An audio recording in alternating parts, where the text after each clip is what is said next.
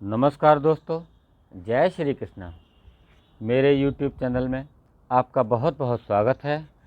आज के इस वीडियो में हम आपको कार्तिक मास महात्म्य की 29वें अध्याय की कथा सुना रहे हैं।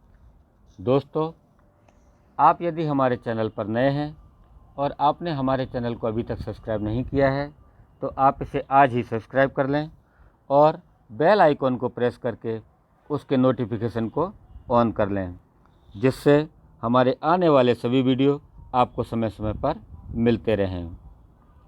आइए सुनते हैं कार्तिक मास महात्म्य के 29वें अध्याय की कथा।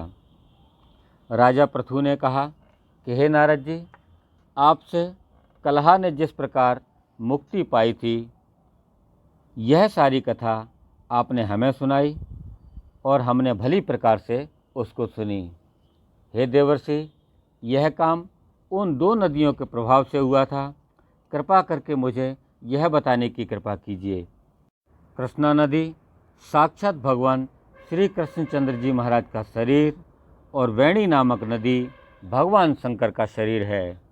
इन दोनों नदियों के संगम का महात्मा श्री ब्रह्मा जी भी वर्णन करने में असमर्थ हैं। फिर चूँकि आपने पूछा है, अतः मैं आपको इसकी उत्पत्ति का वृतांत सुनाता हूँ। आप इसे ध्यानपूर्वक सुनिए। चाक्षासु मनवंतर के आरंभ में श्री ब्रह्मा जी ने सह पर्वत के शिखर पर यज्ञ करने का निश्चय किया। यह सब देवताओं, भगवान विष्णु और शंकर जी यज्ञ की सामग्री लेकर उस पर्वत के शिखर पर गए। तब महर्षि भृगु आदि ऋषियों ने ब्रह्म मुहूर्त में उन्हें दीक्षा देने का विचार किया। इसके बाद उन्होंने श्री ब्रह्मा जी की पत्नी त्वरा को बुलावा भेजा। वह बड़ी आहिस्ता से आ रही थी।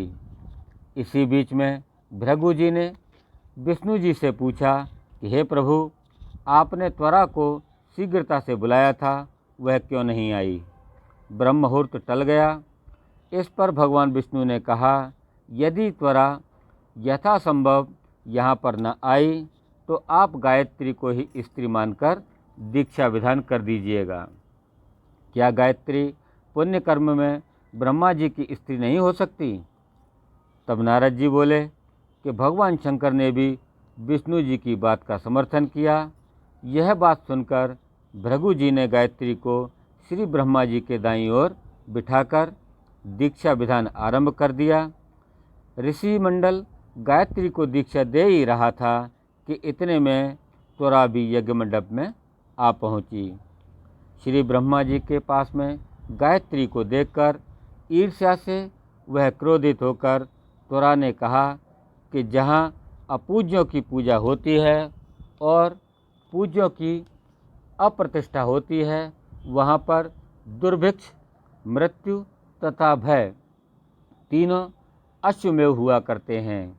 यह गायत्री जी ब्रह्मा जी की दाईं ओर तथा मेरे स्थान पर बैठी है। यह अदृश्य बहने वाली नदी होगी।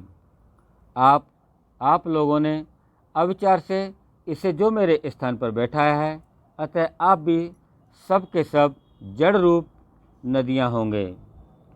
नारद जी ने राजा पृथु से कहा कि हे राजन, इस तरह त्वरा के शाप को सुनकर गायत्री मारे क्रोध के लाल आग बबूला होकर अपने ओंठ काटने लगी। देवताओं के मना करने पर भी उसने उठकर त्वरा को शाप दे डाला।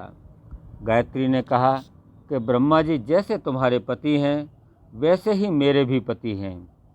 तुमने व्यर्थ ही शाप दिया है, अतः तुम भी नदी हो जाओ। नारद जी ने कहा, तब तो देवताओं में भी खलबली सी मच गई।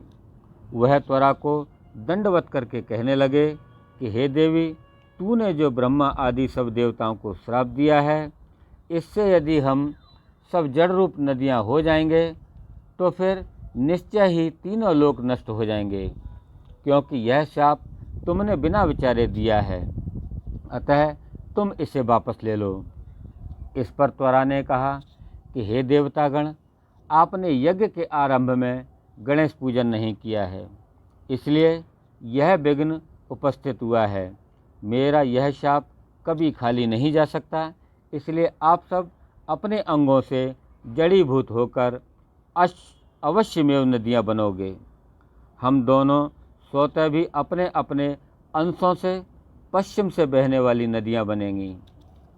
नारद जी ने राजा पृथु से कहा कि त्वरा के यह वचन सुनकर सभी देवता, विष्णु, शंकर आदि अपने अपने अंशों से नदियाँ बन गए। भगवान विष्णु के अंश से कृष्णा, भगवान शंकर के अंश से वेणी तथा श्री ब्रह्मा जी के अंश से कुकुदम्बाली नाम की नदियाँ उत्पन्न हो गईं। सभी देवताओं ने अपने अपने अंशों को जड़ बनाकर वहीं सहा पर्वत पर फेंक दिया। फिर उन लोगों के अंश अलग अलग नदियों के रूप में बहने लगे।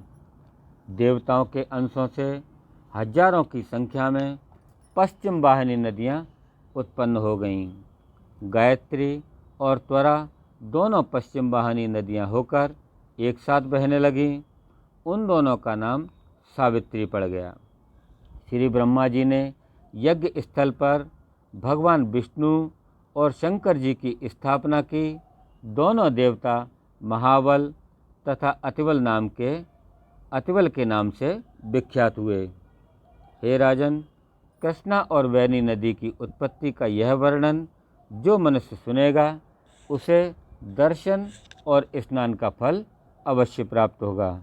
बोलिए श्री विष्णु भगवान की जय, बोलिए श्री कृष्ण भगवान की जय। तो दोस्तों, यह थी कार्तिक मास महात्म्य के 29वें अध्याय की कथा। दोस्तों, आपको कैसी लगी हमारी यह कथा? आप हमें कमेंट बॉक्स में जाकर अवश्य लिखें, साथ ही राधे राधे भी लिखें। और हमारा यह वीडियो आपको पसंद आया हो तो आप इसे लाइक और शेयर करना न भूलें। साथ ही हमारे इस चैनल को सब्सक्राइब अवश्य करें। धन्यवाद। जय श्री कृष्ण।